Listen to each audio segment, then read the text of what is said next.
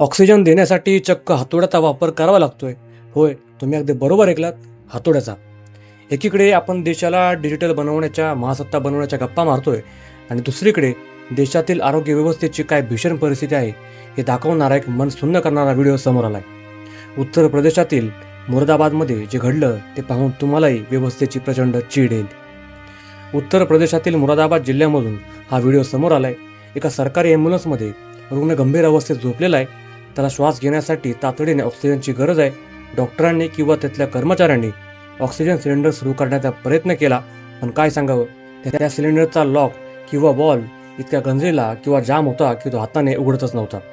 शेवटी तिथे उपस्थित असलेल्या एका व्यक्तीने चक्क हातोडा आणला आणि ॲम्ब्युलन्सच्या आत रुग्णाच्या अगदी शेजारी उभं राहून तो यंत्रणेचा ढिसाळपणा दाखवणारा लॉक हातोड्याने ठोकून ठोकून तोडू लागला. विचार करा, त्या रुग्णाच्या काळजाचा ठोका चुकला असेल. जर त्या हातोड्याच्या फटक्याने सिलेंडरचा स्फोट झाला असता तर त्या रुग्णाचं काय झालं असतं? जिथे सेकंदाला रुग्णाचा जीव वर खाली होत असतो, तिथे यंत्रणा दुरुस्त करण्यासाठी हातोडा वापरावा लागतोय, ही लाजिरवाणी गोष्ट आहे. हा प्रश्न फक्त उत्तर प्रदेश पुरता मर्यादित नाही. देशाच्या कानाकोपऱ्यात अगदी आपल्या महाराष्ट्रातील ग्रामीण भागातही सरकारी ॲम्ब्युलन्स आणि आरोग्य सेवांची अशीच दुरावस्था पाहायला मिळते. कोट्यवधी रुपयांचा निधी आरोग्य व्यवस्थेवर खर्च केला जातो, मग या ॲम्ब्युलन्सची नियमित तपासणी का केली जात नाही?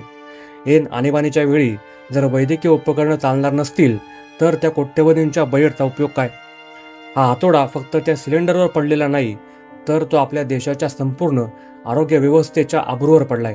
अशा बेजबाबदार प्रशासनाविरुद्ध कडक कारवाई झालीच पाहिजे. तुम्हाला काय वाटतं, या ढिसाळ कारभाराला जबाबदार असणाऱ्यांवर कोणती कारवाई झाली पाहिजे? कमेंट करून नक्की सांगा.